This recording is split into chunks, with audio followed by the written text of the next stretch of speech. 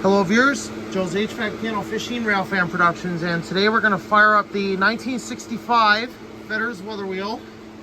It is actually a super nice day outside. Temperature is around 75 degrees. So here's a 131 right there. Some old steam locomotive parts, and of course the 30-inch fan, which we'll fire that up later. Anyway, if you guys look outside here, you can see we got brilliant sunshine. You know, mostly sunny skies, you know, very few clouds. It's a bit breezy, but it's actually a really nice breeze because it's, like I said, it's probably about 75, maybe even 76 out here right now. And I'm really pleasantly surprised by this. So, yeah, it's beautiful out.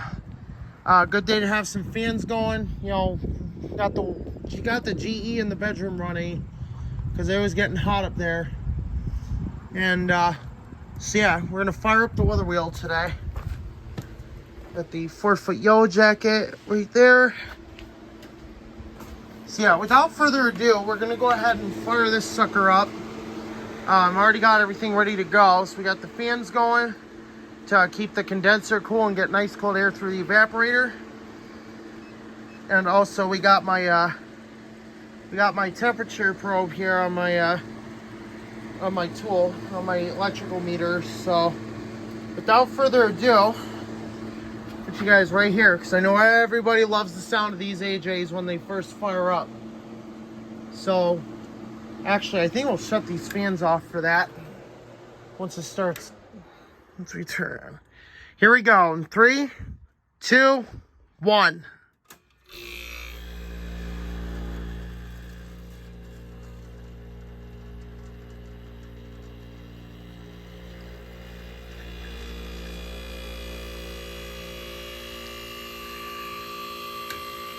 Whoa!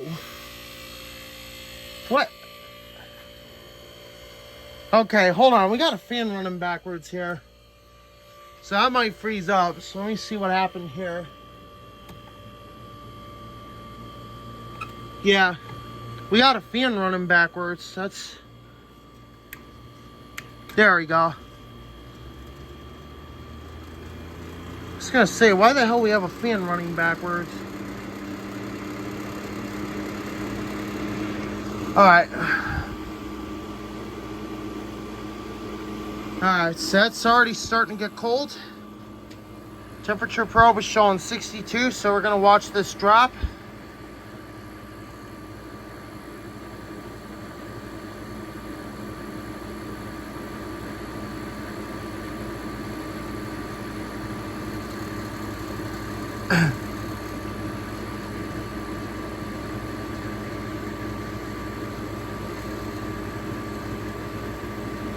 It's already dropping into the 50s.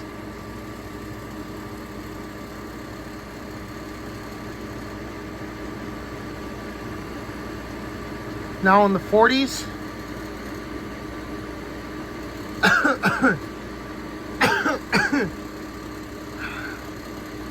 43.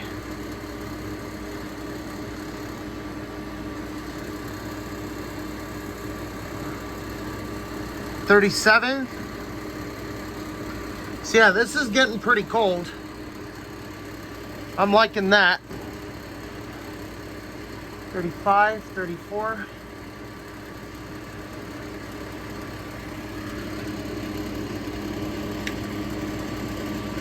Just turn the other fan on.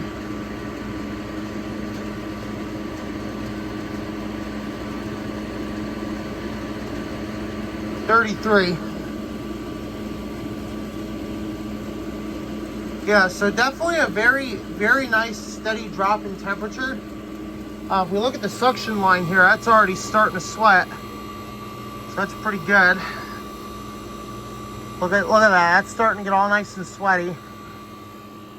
So that's a good sign. We still got a full charge in this thing, almost 60 years later. I'll show you the compressor information so you know how old this thing actually is. Look at that, August 31st, 1965. This is just an oldie. It's 58 years old. Yep, look at that, 34. So definitely a very, very nice drop in temperature. So it's about 67 in here, and it's throwing out 34. So it's definitely a lot colder. So that's about 30, it's about 32, 33 degrees cooler coming out of the evaporator with that fan. So now we're going to take a condenser temperature reading. We'll show you what that's running at. Bring out our temp probe here. We'll bring it to the other side. So we're going to go ahead and put this on the condenser for you. Stick that in there. 83, 90, 96, 100.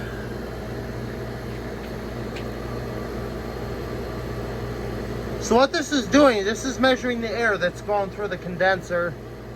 We're about 108, so that's pretty good. 109, so it's still building head pressure, but it's warming up. This is doing a really good job. So we've got 34 coming out of the evaporator there. And then here we're still warming up, but this got cold in a matter of seconds. So that's just how well built these old units are. Your suction line all nice and sweaty. It's always a good sign with these old machines. If you're seeing that suction line dripping and sweaty, that's a good sign right there. You still got a full charge. 111, 112. So the nice thing is I do not use infrared thermometers when I'm measuring temperatures. I actually use my electrical meter with my temperature probe. So I'm actually measuring the air temperature that's going through the condenser. It's 112 on the condenser. We had 34 on the evaporator.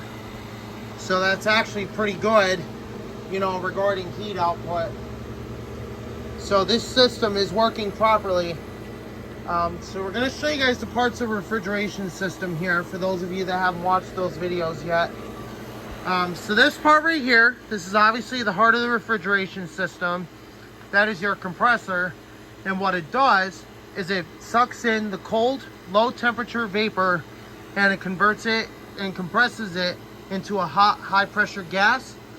So what happens is it changes, first change of phase happens at the compressor. So the cold refrigerant comes in as a vapor, a low pressure vapor, and the evaporator coil is what allows this to happen. It makes it a cold, low pressure vapor. So then when it comes into the compressor will then compress it. So then it will quickly change its phase into a hot, high pressure gas. So as you can see, that's our discharge port right there. So the refrigerant comes out of the cylinder as a hot, high pressure gas. So then it comes along this tube here, all the way up to the condenser coil. So then what happens is it goes through the condenser coil and it starts to change its phase again. This time it changes its phase into a cool, low pressure liquid, or a cool, high pressure liquid. So as you can see here, this is a 4-row condenser coil. So the refrigerant comes in on these 2 rows first, comes down to this fitting here. So it comes down to this triple bend. I think it's a 180-45 combo. I'm not sure. But anyway, it comes on this, it goes through this tube here, and then it crosses over here. So then it goes up your 3rd layer of piping, turns over there, comes down your 4th layer, and then it comes over here to where the service valve would be. So this is your liquid line service valve. So then this part here, this is where it goes to your capillary tube, which lowers the pressure of the refrigerant, and it also cools it down. So as the refrigerant goes through the condenser, the refrigerant starts cooling down, and that's what causes it to give off heat while it's changing its phase and cooling down.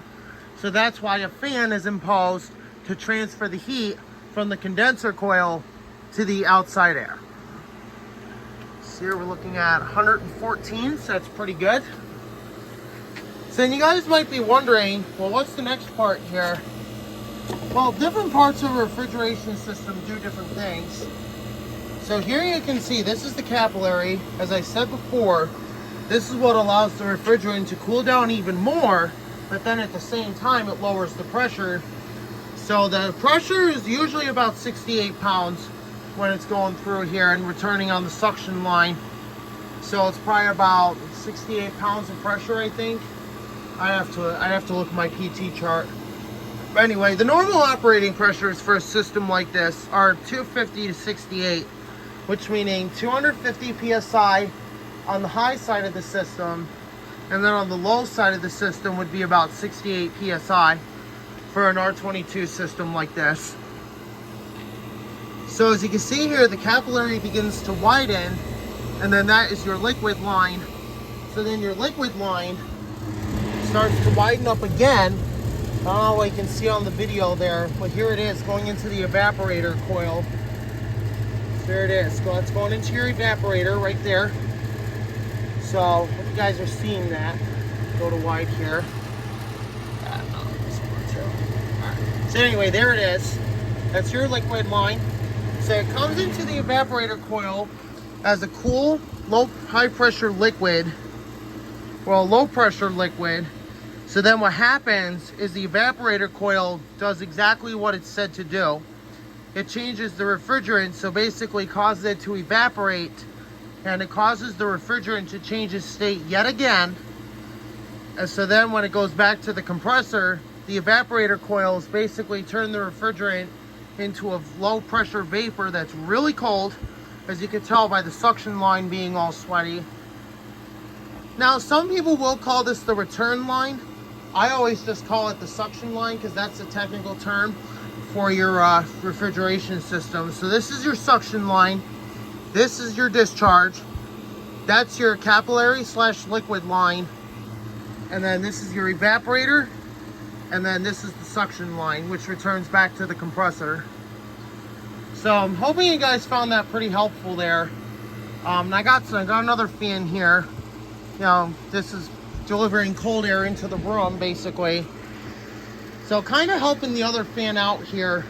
This fan pumps air into the coil, and then that air gets super cold. And then this fan transfers the air into the room, so basically cooling the entire room down, you know, based on these factors. One fan is pumping air into the coil, while the other fan is exhausting the cool, dry air into the room. So it's pretty much operating normally, because we do have the one fan in there. Just going to show you guys that.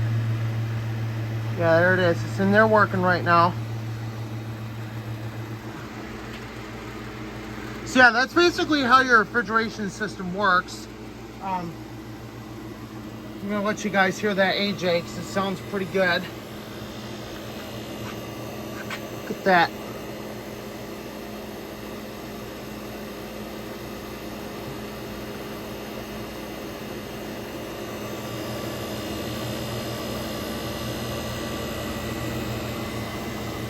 Head of the compressor is nice and cold.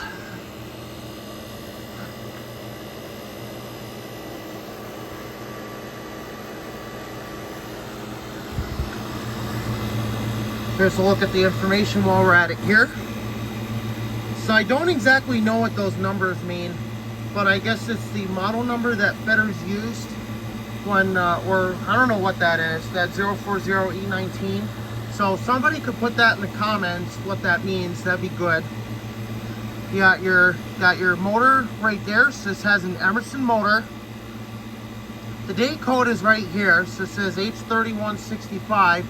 So that translates to August 31st, 1965. The serial number is 720862. Your V115 and V100 is your voltage. So that means we are operating on 115 volts on 60 hertz. And then our V100 means if we are running it on 60 hertz, on 50 hertz, excuse me, then we'd be running on 100 volts. So right here, hope you can see that. There's your frequency right there. We're operating on 60 hertz because we're in the United States. PH1 obviously means it's a single phase compressor, so it runs on single phase power. And then your model number for the compressor itself is AJM15-94. So that's your model number right there. And then right on the bottom, right below it, is your locked rotor amps.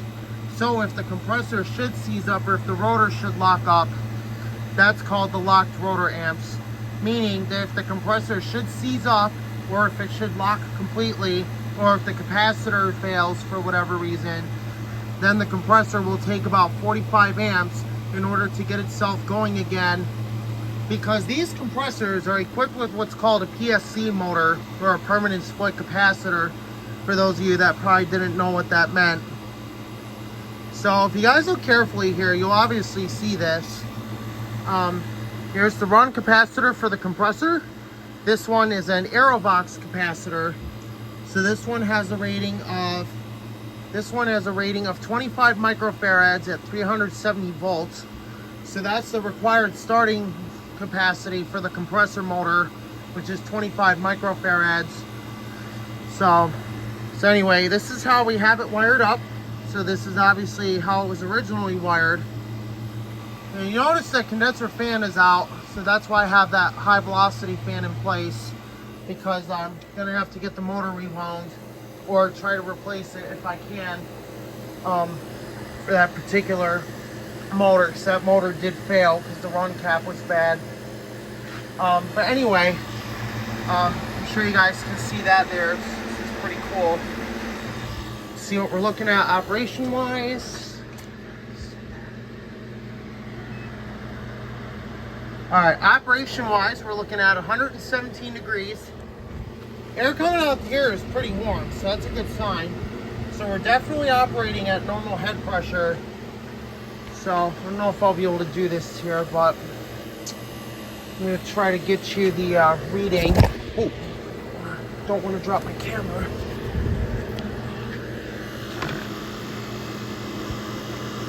So what we're going to do here is we're going to take a measurement of the suction line. Let's see what we're looking at there.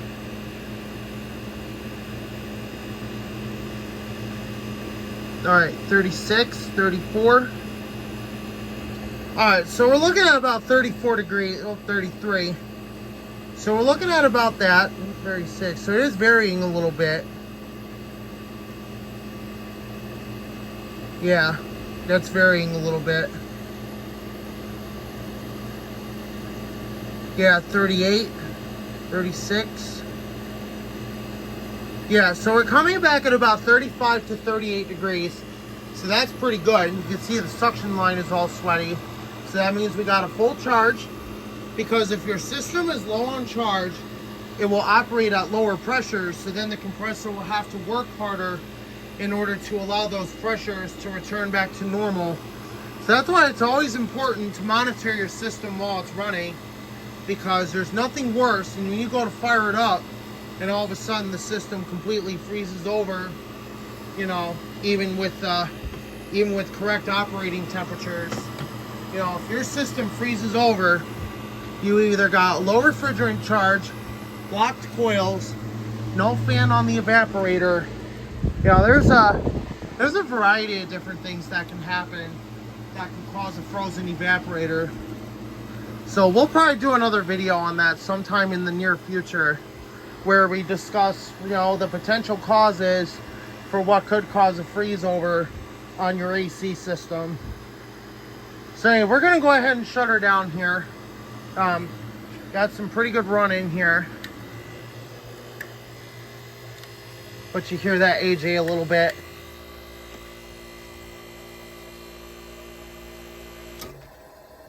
Get you the R22 sounds that everybody likes.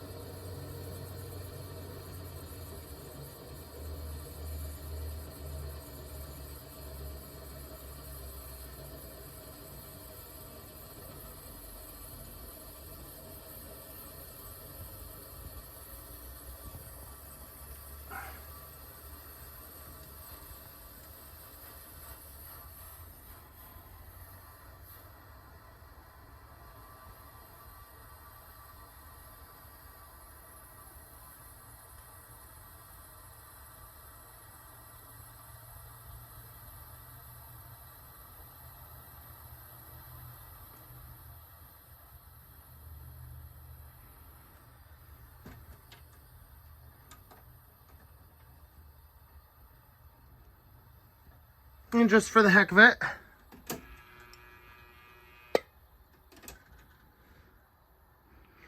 wanted you guys to hear what the overload protector sounds like when it kicks in, because we tried to restart the compressor before the head pressure subsided. Oh, it was reset already. So the compressor is ice cold. All right, so anyway, hope you enjoyed the video. Don't forget to like, comment, and subscribe. And we'll see you some other time. Take care. Don't forget to, like I said, like, comment, subscribe. Let me know if you have any questions in the comments box.